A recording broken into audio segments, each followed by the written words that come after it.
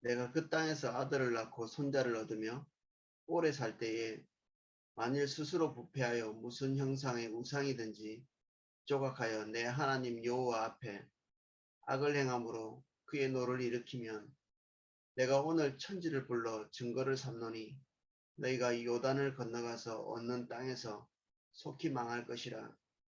너희가 거기서 너희의 날이 길지 못하고 전멸될 것이니라. 여호와께서 너희를 여러 민족 중에 흩으실 것이요 여호와께서 너희를 쫓아보내실 그 여러 민족 중에 너희의 남은 수가 많지 못할 것이며 너희는 거기서 하나님의 손으로 만든 바 보지도 못하며 듣지도 못하며 먹지도 못하며 냄새도 맡지 못하는 목석의 신을 섬기리라. 그러나 내가 거기서 내 하나님 여호와를 찾게 되리니 만일 마음을 다하고 뜻을 다하여 그를 찾으면 만나리라. 이 모든 일이 내게 임하여 반란을 당하다가 끝날에 내가 내 하나님 여호와께로 돌아와서 그 말씀을 청종하리니 내 하나님 여호와는 자비하신 하나님이시라. 그가 너를 버리지 아니하시며 너를 멸하지 아니하시며 내 조상들에게 맹세하신 언약을 잊지 아니하시리라. 아멘. 한 절씩 내용을 보겠습니다. 내가 그 땅에서 아들을 낳고 손자를 얻으며 오래 살 때에 만일 스스로 부패하여 무슨 형상의 우상이든지 조각하여 내 하나님 여호와 앞에 악을 행함으로 그의 노를 일으키면 가나안에 처음 들어간 백성들이 하나님과 가까이 있게 되었죠. 그런데 그들의 목표가 하나님 안에 있을 때는 목표가 항상 선명했는데 여기에 아들을 낳고 손자를 얻고 개인적인 삶을 꾸려가면서 그들의 삶에 새로운 목표가 생기게 됩니다. 자녀를 향한 그리고 손자를 향한 새로운 목표, 주님 아닌 다른 목표들이 생기기 시작하고 주님께서 채워야 될 것을 이제는 주님으로부터 체험받지 못하는 그럼 우리의 삶의 목표는 우리의 일상이 되는 거죠. 무엇을 먹을까? 무엇을 입을까? 우리의 명예에 대한 우리의 생존, 우리의 복지에 대한 것으로 포커스가 맞춰집니다. 주님 떠난 사람의 징후가 자기 필요에 대한 몰두, 자기 생존에 대한 몰두, 건강에 대한 몰두, 이게 주님 떠나고 있는 징후들이죠.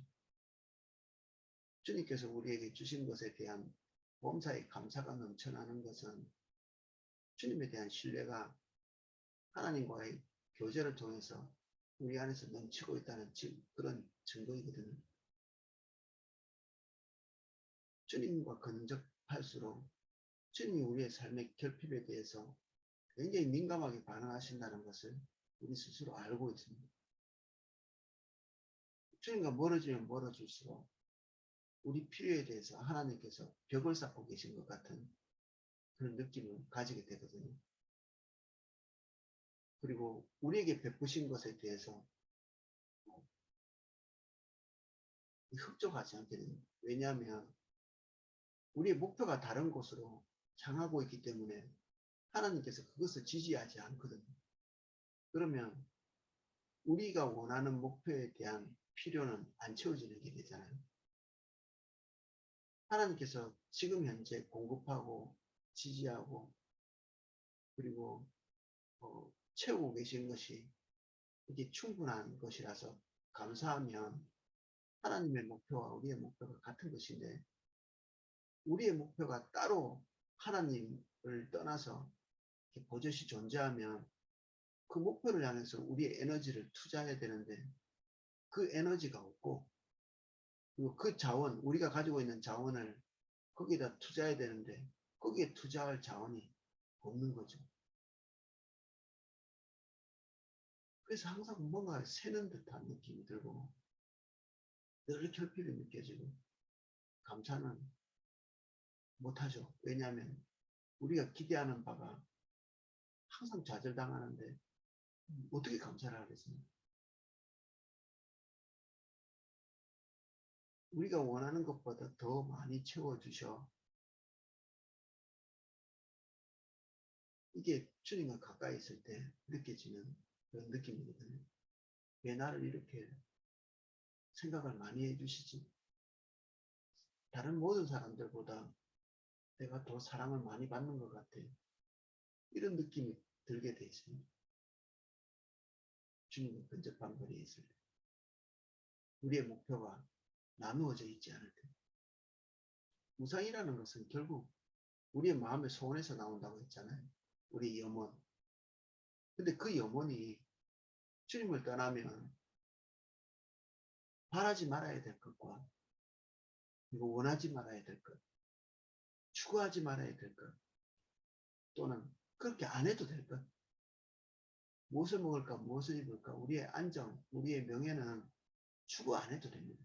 하나님께서 우리가 구하기도 전에 다 알고 계시기 때문에 그런 것들은 구할 제목 자체가 되지 못합니다. 근데 그것이 우리의 목표가 되고 염원이 되고 아침에 일어날 때 그것이 또 생각나고 아침에 일어날 때 제일 먼저 그게 생각이 나면 이미 우리가 양각한 것입니다. 이걸 양각은 조각으로 표면상 드러날 수 있을 만큼 조각을 해내는 거죠. 조각칼로 이렇게 뭔가를 새겨놓은 것입니다. 우리 마음의 신비에 새겨버린 거죠. 그럼 아침에 일어날 때 그것부터 생각납니다. 아침에 눈 떴는데 돈 생각나고 우리 명예에 대한 생각이 나고 주님 아닌 다른 것이 먼저 떠오른다. 그러면 이미 우리는 우상숭배 중이라고 할 수 있습니다. 비전도 우상이 됩니다. 하나님이 주신 비전인데 우상이 됩니다.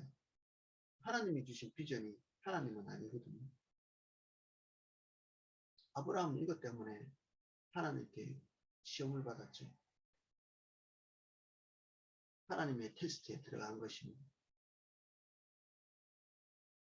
그의 인생의 기쁨이 하나님에게서 이삭으로 이동한 것처럼 보였기 때문에 하나님께서 테스트하시죠. 하나님이 우리의 마음을 모르시나? 알려고 하지 않으십니다.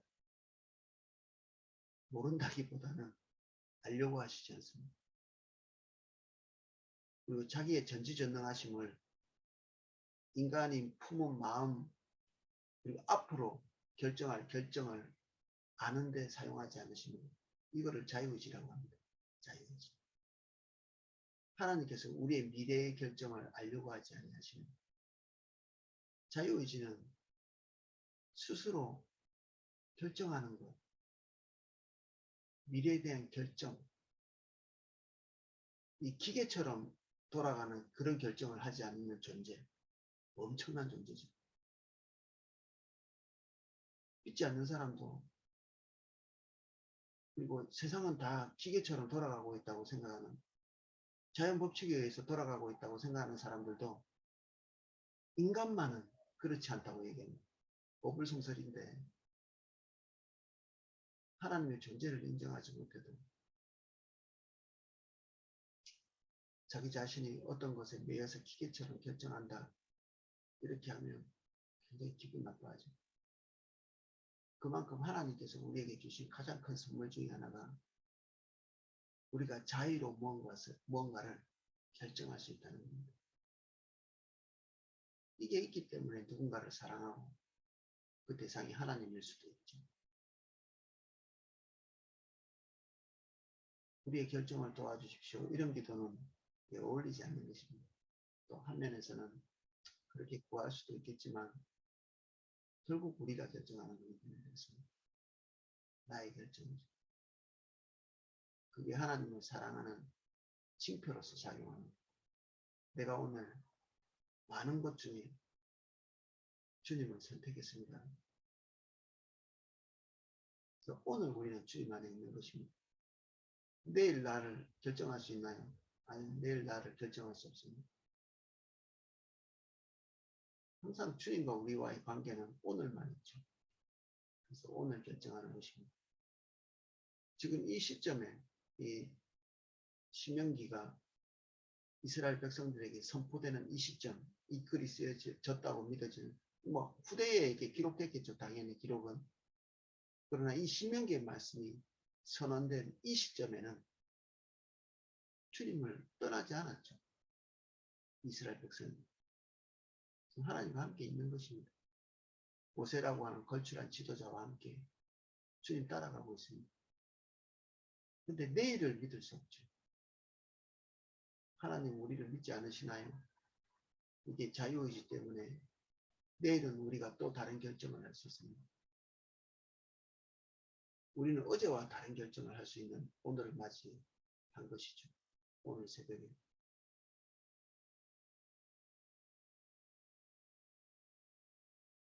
그래서 우리의 결정을 다른 데로 이동할 수 있는 요소들이 생겨나기 시작하면 이게 아들을 낳고 손자를 낳고 하는 이런 일들, 그리고 오래 살 때 스스로 우리의 삶에 안주할 때 우리의 새로운 목표가 생기고 그 새로운 목표가 우리 마음에 각인이 되기 시작하면 그게 무상이 새겨지는 것입니다.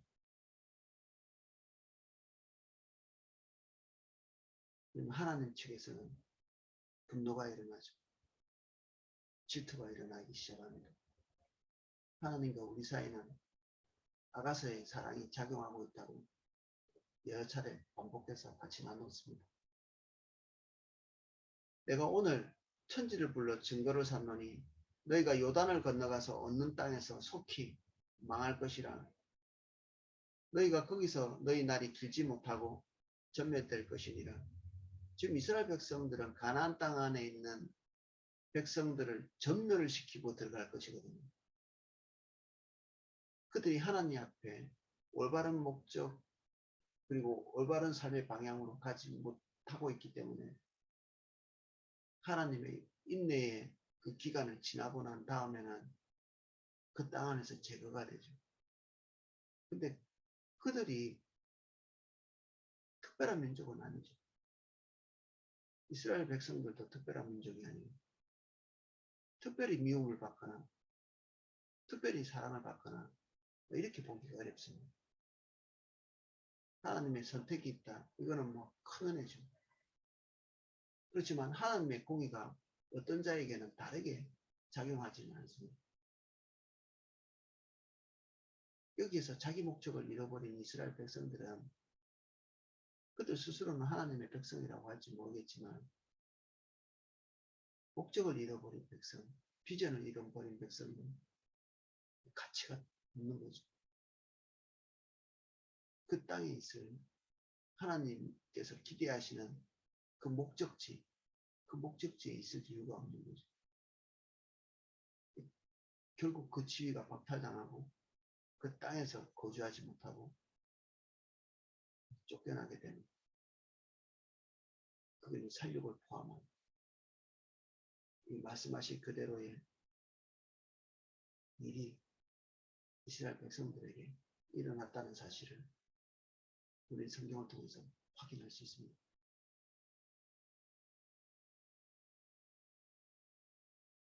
그들이 간절히 기대하는 바가 그들의 목표가 됐는데 그들의 간절함이 채워지나요? 채워지지 않습니다. 무엇을 입을까? 무엇을 먹을까? 뭐 자기 신변에 대한 염려를 가득해도 그 염려가 그들에게 공급의 근원이 되지 못하거든요. 우리의 염려와 근심이 우리를 채우지 못할 거라고 예수님께서 말씀하셨잖아요. 너희가 염려함으로 너희 머리에 한 트럭이라도 바꿀 수 없다. 흰머리를 검게 검은 머리를 희게 하지 못하는 키를 한 잔 더 할 수 있느냐. 우리가 조절할 수 없는 것들에 대한 염려, 근심, 조절할 수 있는 것은 우리의 마음입니다.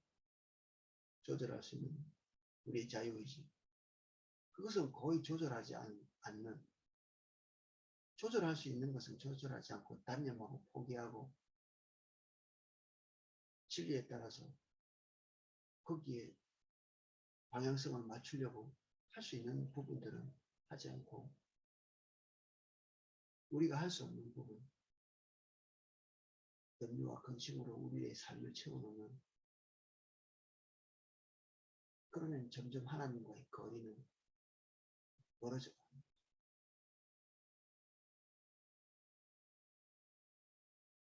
전멸이라는 말을 썼는데, 이 전멸된 상황, 역사에서 우리는 보고 있고, 그 전멸된 상황에서도 살아가는 사람들이 있죠. 많은 사람들이 치우쳐서 갈 때도 한 개인은 주님 따라갈 수 있는 여지가 있습니다. 대한민국의 모든 그리스도인들이 다 옆으로 가도 나 하나가 주의 은혜를 타고 갈 수 있는 여지가 있는 거죠. 부흥은 100년 뒤에 올 수도 있고 내년에 올 수도 있습니다. 근데 우리 개인의 부흥은 오늘 우리가 하나님 앞에 서 있는 그 결정에 따라서 항상 열려져 있습니다. 주의 성령을 따라 살 수 있는 여지도 항상 우리에게 열려 있습니다.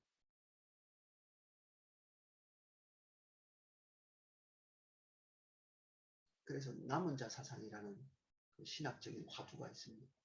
남은 자. 모든 사람이 한편으로 갈 때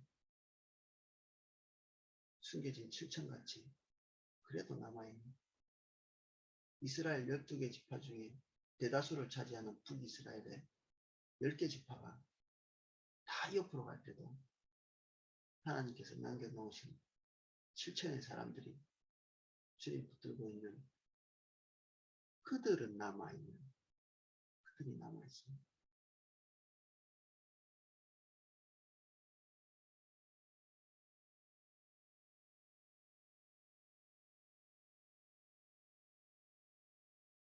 여호와께서 너희를 여러 민족 중에 흩으실 것이요 여호와께서 너희를 쫓아보내실 그 여러 민족 중에 너희의 남은 수가 많지 못할 것이며 너희는 거기서 사람의 손으로 만든 바 보지도 못하며 듣지도 못하며 먹지도 못하며 냄새도 맡지 못하는 목석의 신들을 섬기리라. 우리가 올바르지 않은 목표를 새기고 거기에 안주해 있으면 결국 그것을 섬기는, 먹을 것, 입을 것, 안전, 명예, 개인의 사사로운 목표, 이게 우상의 목적이거든요.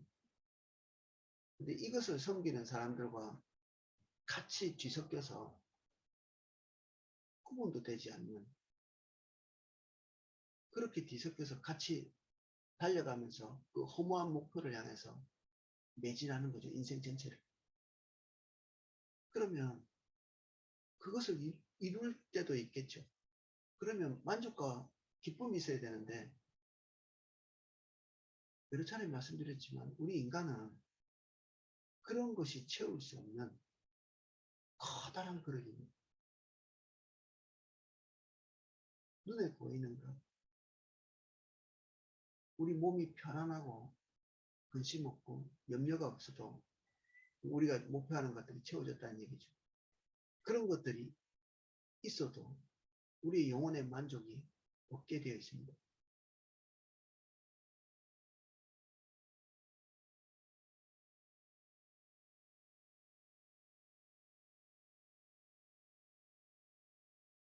직장을 가도 전혀 다른 사람이 될 수 있습니다. 하나님의 창조 명령을 따라서 일하는 사람이 될 수도 있고, 그 직장의 대부분의 사람들처럼 월급날이나 기다리는 그런 불쌍한 존재가 될 수 있죠. 월요일이 고통스러운,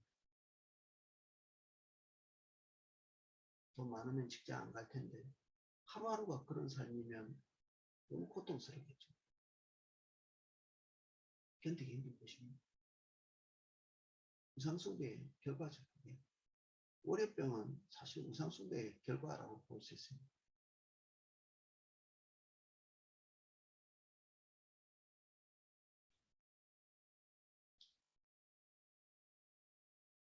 (29절) 그러나 내가 거기서 내 마음 내 하나님 여호와를 찾게 되리니 만일 마음을 다하고 뜻을 다하여 그를 찾으면 만나리라. 하나님의 연민이죠. 이런 부분들은 심판이 되어서 모든 것이 끝났다고 생각할 그 시점에도 하나님께서 계속 같은 곳에 거주하고 계시는 하나님의 백성 가운데 돌이키는 순간에 하나님께서 관계를 다시 회복시키시고 우리의 목표와 목적이 새로워지는 그 순간에 마치 처음부터 깨끗했던 것 같이 우리를 거기서부터 다시 인도하십니다. 그러나 지나간 날이 회복되지는 않습니다. 지나간 날의 의미가 달라지고 너무 늦게 돌이키면 우리의 삶에 하나님께서 기대하셨던 그 큰 것이 엄청나게 쪼그라져 있는 모습을 보게 됩니다. 처음에는 컸던 것이 이제 남은 것이 별로 없게 되는 거죠.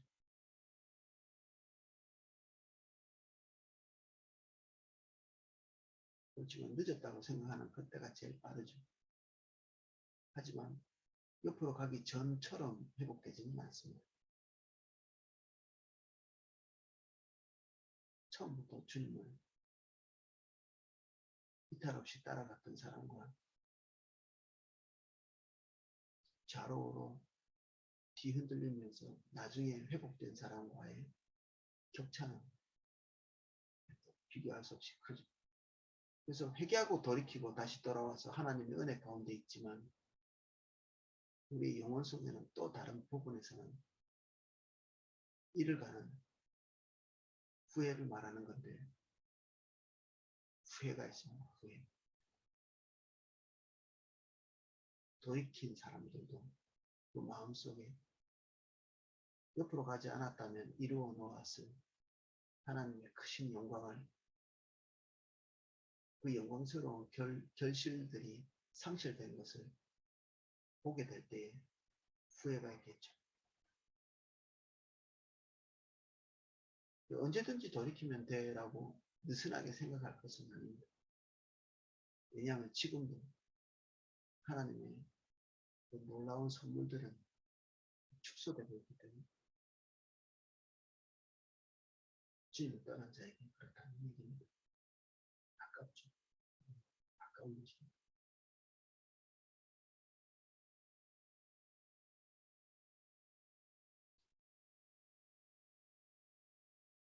그러나 내가 거기서 내 하나님 여호와를 찾게 되리니 만일 마음을 다하고 뜻을 다하여 그를 찾으면 만나리라.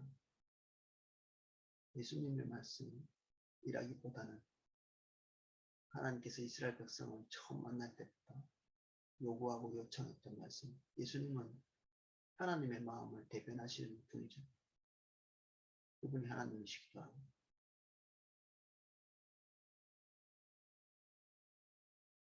이 모든 일이 내게 임하여 환난을 당하다가 끝날에 내가 내 하나님 여호와께로 돌아와서 그 말씀을 청종하리니 내 하나님 여호와는 자비하신 하나님이시라.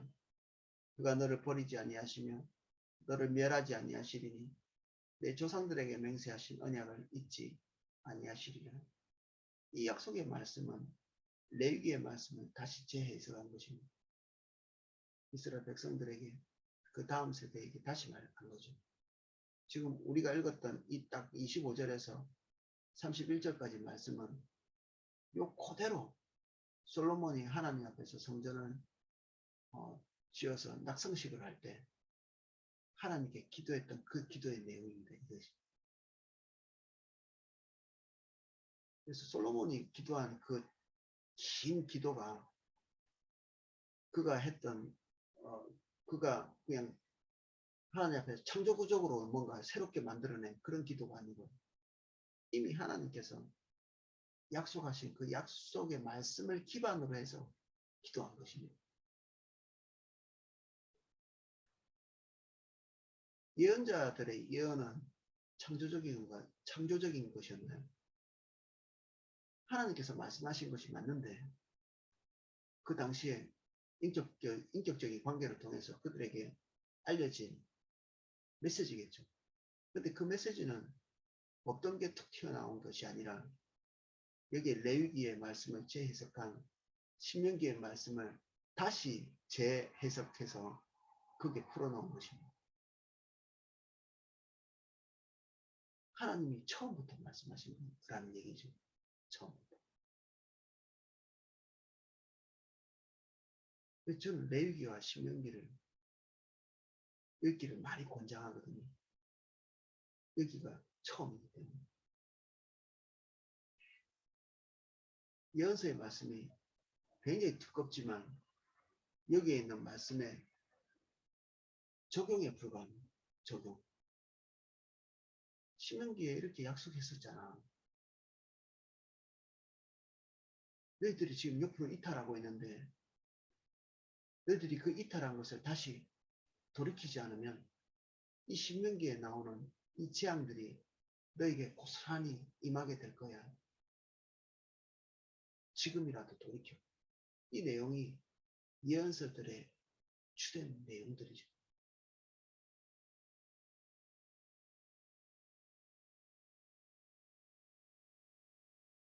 그래서 주님 안에는 창조적인 새로운 생각들이 난다기보다는 리바이벌이지, 리바이벌.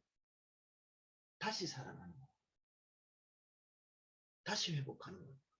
원래대로 다시 돌아가는 것입니다. 하나님과 우리와의 관계도 회복이죠. 없었던 게 다시 생기는 게 아니라 우리가 처음 주님 만났을 때 그 관계로 다시 회복하는 것이고 서아시아 일곱교회에 보낸 그 편지에도 너희가 어디서 떨어졌는지 우리가 어느 지점에서 떨어졌다는 것입니다. 어디서 떨어졌는지를 확인하고 처음 우리 빌립보교회처럼 처음 사랑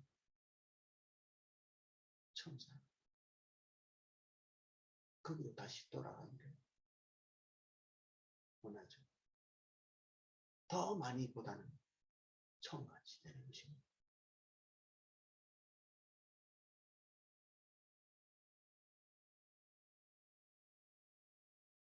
하나님의 말씀은 지금 기록되어 있죠. 지금 제가 낭독도 했고 우리가 지금 듣고 있는 말씀입니다. 이 말씀은 문자로 기록되어 있고 우리가 행해야 될 행동규범이라기보다는 더 원천적으로 볼 때는 이 우주에 가득 차 있는 하나님의 생명, 이렇게 표현해 볼 수 있겠습니다.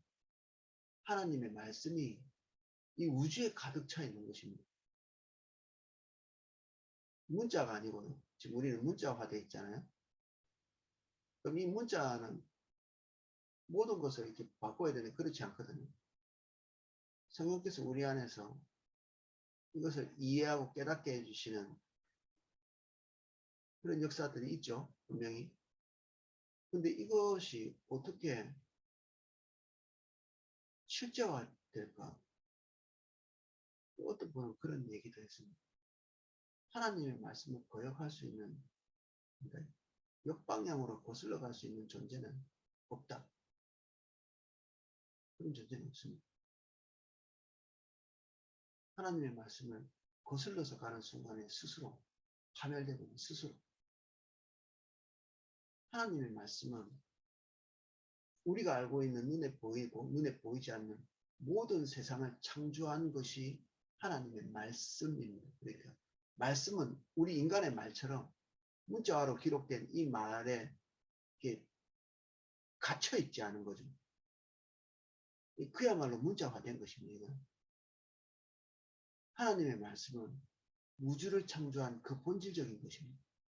그러니까 우리의 머릿속에 있는 개념을 이렇게 넓혀놓는 말씀이 그분 자체이기도 합니다. 그러면 예수 그리스도는 로고스라고 말씀하셨잖아요. 말씀이 육신이 되었다. 말씀이 문자와도 되는데 말씀이 육화되어서 예수 그리스도로 나타나신 것이죠. 그러니까 이 말씀은 이 문자가 아니고요.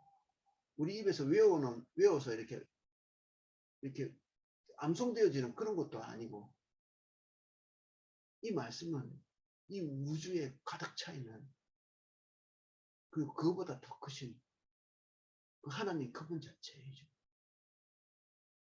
원래 말씀은 그것입니다. 우리는 그 앞에 서 있는 것입니다. 몇 가지 이렇게 뭐 교통 질서 지키는 것처럼 이런 규정들이 아닙니다. 천지는 없어지는데 말씀은 일점 혈액도 없어지지 않을 거라고 얘기했죠. 이 성경을 뭐 중국처럼 불태워 없애버린다. 그러면 주님이 없어지시나요? 하나님은? 우리 머릿속에서 정리해 놓은 말씀의 개념을 이게 좀 털어내고 이 말씀의 사이즈라는 것이 우리가 생각하고 있는 사이즈가 아닙니다. 그분의 의도가 우리에게 계시되어지는 겁니다. 이 문자를 통해서 계시. 잘 모르다가 눈에 보이는 것이죠. 많이가 아니라 조금 전체가 다 보이지는 않습니다. 이 성경은 주님 오시는 날 없어질 것입니다. 충분하지 않기 때문에. 충분하지 않습니다. 하나님의 전부를 나타내기에 충분하지 않다는 겁니다. 우리가 주님 따라가는 데는 충분합니다. 그러나 하나님 그분 자체를 다 반영하기에 미흡합니다. 현저히 하나님의 말씀이 문자화됐죠. 그런데 하나님의 말씀은 이 우주에 가득 차 있고 그분은 우주를 만드실 때 말씀으로 창조하셨고 말씀 자체가 그분이십니다. 하나님 그분이 말씀이시고 말씀은 또 하나님이십니다. 그래서 계시되어진 이 말씀 앞에 우리가 섰다는 것은 우리 머릿속에 집어넣을 수 있는 그런 영역 이상의 것입니다. 무엇을 말하려고 하느냐면 이 말씀이 우리 머릿속에서 망각되어져도 계속해서 남아있습니다. 그래서 우리의 운명을 결정짓고 우리가 알든지 모르든지 그리고 행하든지 행하지 못하든지 이 말씀은 우리보다 더 영원히 존재하게 될 것입니다. 믿지 않는 사람이 말씀대로 살지 않는다. 그들에게도 말씀이 진리가 되어서 그들의 운명을 결정짓게 됩니다. 말씀이 믿는 자들에게만 작용하는 것이 아니라 이 온 우주에 다 작용하고 있죠. 우리는 풍성합니다. 그 말씀을 알게 되는 자이고 아는 자이고 그 하나님의 의도대로 갈 수 있도록 은혜가 부어진 자들입니다. 그리고 깨달을 수 있는 특권을 가지게 된 자죠.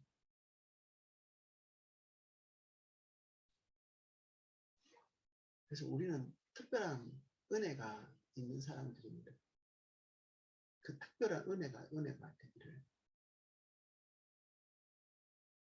성령께서 우리를 인도하시는 세미한 음성에 귀를 기울이시는 저와 여러분 되기를 예수님 이름으로 축복합니다. 오늘 여기까지 살펴보겠습니다. 주님, 말씀은 우리가 덮을 때 사라지는 것이 아니라 설교가 끝날 때 없어지는 것이 아니라 이 온 우주에 가득 차 있는 하나님 그분 자체이십니다. 우리는 그 의도를 말하거나 문자로 기록해서 반복해서 보고 있을 뿐입니다.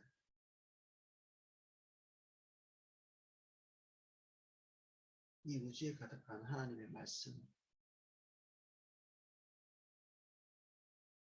믿는 자를 믿지 않는 자에게 항상 심판으로 또는 구원으로 작용하고 있는 이 시간에도 심판이나 은혜로 작용하고 있는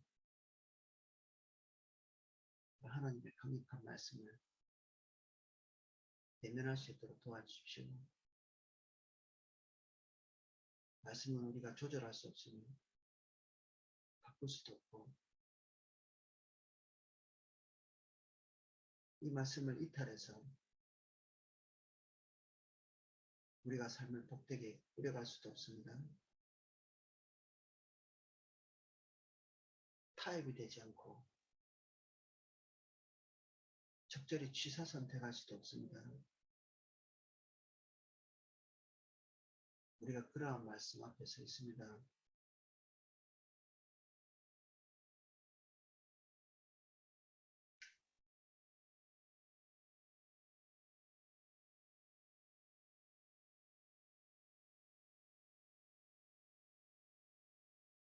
은혜를 주십시오.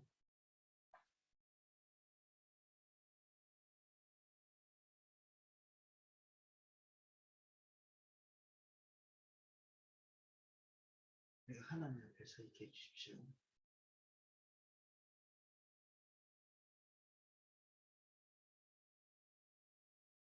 우리가 문자화된 말씀 앞에서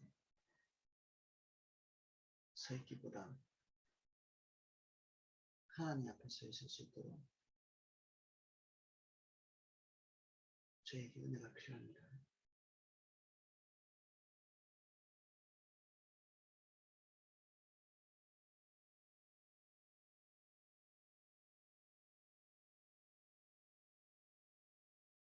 예수님 이름으로 기도하였습니다.